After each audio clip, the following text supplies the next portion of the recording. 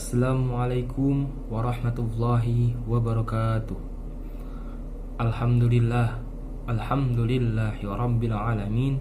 Wabihi nasta'in wala umurud dunya waddin.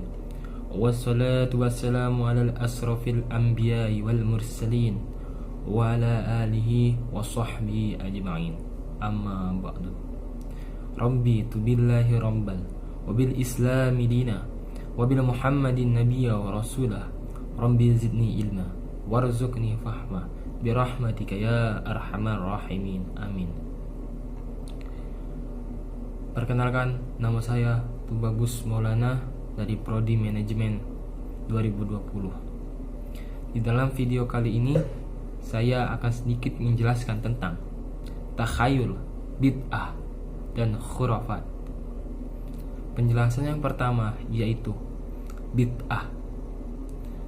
Bid'ah, arti bid'ah menurut bahasa ialah segala macam apa saja yang baru atau sesuatu yang diadakan tanpa adanya contoh terlebih dahulu.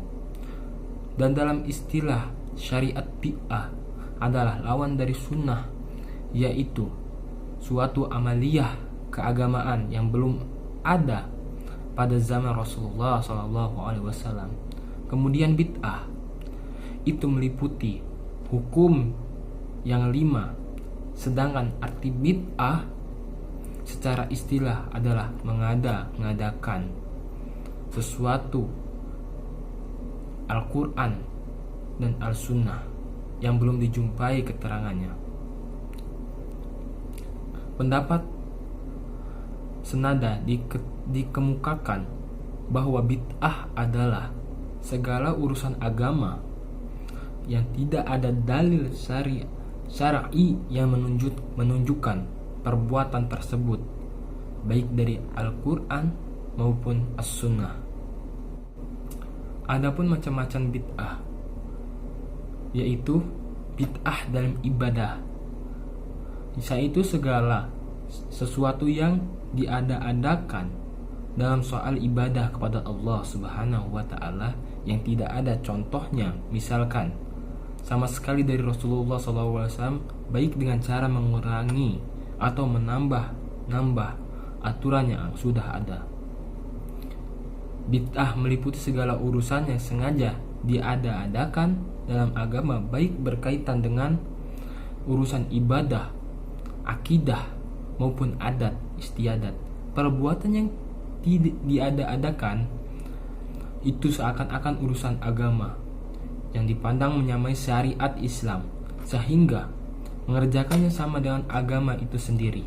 Menurut Syekh Shalih bin Fauzan bin Abdullah Al-Fauzan, dalam konteks urusan agama, bid'ah dibagi 2 macam. Yang pertama, bid'ah qauliyah, i'tiqadiyah, yaitu bid'ah perkataan yang keluar dari keyakinan seperti ucapan orang Jahmiyah, Mu'tazilah, dan Rafidhah, serta semua firqah atau kelompok-kelompok yang sesat, sekaligus keyakinan mereka.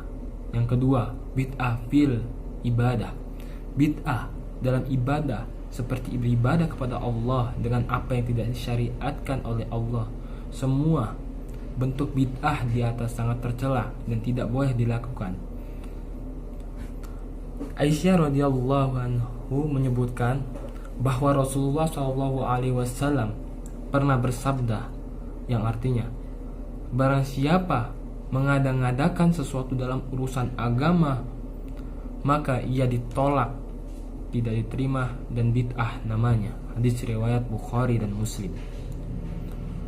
Dalam kesempatan lain, Rasulullah SAW berkhutbah di atas mimbar dan bersabda, amma ba'du, sesungguhnya sebenar-benarnya keterangan ialah kitab Allah, dan sebaik-baiknya pedoman ialah pedoman Muhammad, dan sejelek-jelek urusan adalah hal-hal yang baru.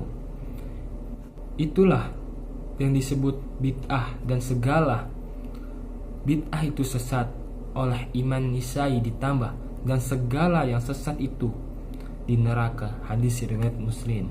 Riwayat dari Jabir bin Abdullah.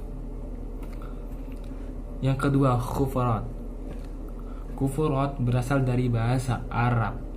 Khufarat yang berarti dongeng, legenda, kisah, cerita bohong, asumsi, dugaan kepercayaan dan keyakinan yang tidak masuk akal sama sekali, atau akidah yang tidak benar, mengingat dongeng, cerita, kisah, dan hal-hal yang tidak masuk akal di atas umumnya menarik dan mempesona, maka khufarat juga disebut dengan al-hadis al-mustamlah min al-kidb, atau cerita yang menarik dan mempesona.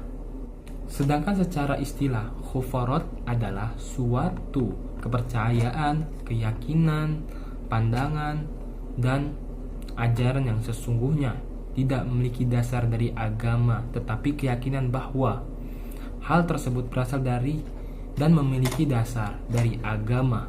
Ada yang memahami bahwa khufarat adalah tahayul atau hal-hal yang sulit dipercayai bagi umat Islam. Ajaran atau pandangan kepercayaan dan keyakinan apa saja yang dipastikan ketidakbenarannya atau yang jelas bertentangan dengan ajaran Al-Quran dan hadis Nabi SAW dimasukkan dalam kategori khufarat. Asal-usul khufarat menurut Ibnu Khalabi, awal cerita khufarat ini berasal dari Bani Udrah, atau yang lebih populer dikenal dengan Bani Juhainah. Suatu ketika ada salah seorang dari Bani Juhainah ini pulang ke kampung halamannya. Lalu kedatangannya mengundang kebanyakan orang, banyak anggota Bani Juhainah untuk datang sekedar melihatnya, karena sudah lama tak berjumpa, tidak pulang kampung. Ketika banyak orang berkerumunan untuk mengunjunginya, ia banyak bercerita tentang banyak hal yang pernah ia lihat dan kaitannya dengan wilayah agamanya. Dan ia rasakan selama kepergiannya, cerita-cerita dikemukakan memanglah sulit untuk diterima akal. Namun cerita yang disampaikan sungguh amat mempesona para hadirin yang mendengarkannya dan menjumpainya. Meskipun cerita itu tidak bisa diterima akal, namun tidak sedikit di antaranya hadirin yang mendengarkan secara seksama, meskipun secara diam-diam. Mereka mencoba merenungkan kebenarannya. Setibanya dia di rumah, masing-masing mereka mendiskusikan cerita tersebut dengan sanak keluarga dan tetangga.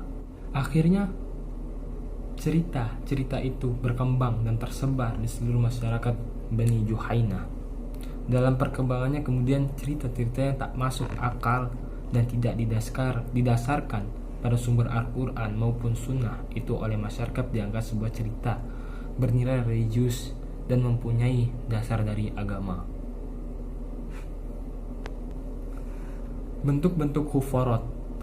Bentuk-bentuk khufarat Jarwi Hadikusuma dalam salah satu bukunya berjudul Ahlus Sunnah wal Jamaah, Bid'ah dan Khufarat menjelaskan beberapa perilaku yang bisa dikategorikan perbuatan khufarat, yaitu yang pertama, mempercayai bahwa berjabat tangan dengan orang yang pernah berjabat tangan dengan orang yang secara berantai sampai kepada orang yang pernah berjabat tangan dengan Rasulullah SAW akan masuk surga.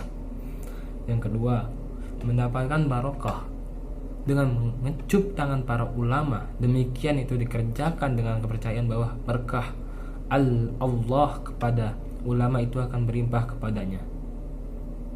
Yang ketiga, mempercayai kepada ulama tertentu untuk keramat menjadi kekasih Allah serta menjadi kekasih Allah sehingga terjaga dari perbuatan dosa. Yang keempat, memakai ayat-ayat Al-Quran untuk azimat, menolak bala atau penghasilan dan sebagainya. Yang kelima, mengambil wasilah atau perantara orang yang telah mati untuk mendoakan kepada Allah. Mereka berziarah ke kuburan para wali, ulama besar serta memohon kepada Allah agar doa atau permohonan orang yang berziarah kuburannya itu dikabulkan. Ada yang memohon dapat jodoh, anak, rezeki, pangkat, keselamatan dunia dan akhirat. Yang ketiga yaitu tahayul. Kata tahayul berasal dari bahasa Arab, yaitu al-tahayul, yang artinya reka-rekaan, persangkataan, prasangkaan, dan khayalan.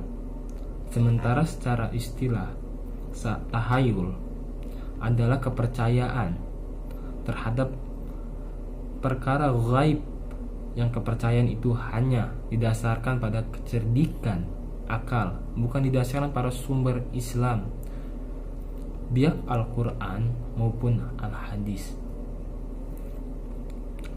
Bila ditengok ke masa lampau, di berbagai negara, khususnya Timur Tengah, kepercayaan model tahayul ini pernah berkembang pesat. Pada zaman Persia misalnya, sudah ada agama Zoroaster, api yang dilambangkan sebagai Tuhan yang baik. Sedangkan angin topan dilambangkan sebagai Tuhannya yang jahat. Kepercayaan ini berkembang dengan keharusan untuk menghormatinya, yang kemudian diwujudkan dengan sajian atau dengan penyembahan melalui cara tertentu terhadap sesuatu yang menjadi pujaan yang dirasa mempunyai kekuatan tertentu. Sedangkan di Indonesia, tahayul berkembang dan menyebar dengan mudah, tidak bisa dilepaskan dari pengaruh agama kepercayaan lama. Adanya beberapa bencana alam menimbulkan korban, menjadikan manusia berpikir untuk selalu baik dan menyantuni alam, yang direlasikan dalam suatu bentuk pemujaan, dengan harapan bahwa sang alam tidak akan marah dan mengamuk lagi.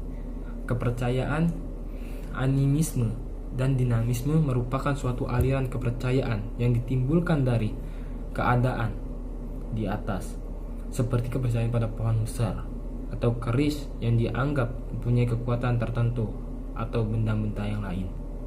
Mungkin itu saja yang bisa saya sampaikan. Kurang dan lebihnya saya mohon maaf. Saya akhiri, wabillahi taufik wal hidayah. Wassalamualaikum warahmatullahi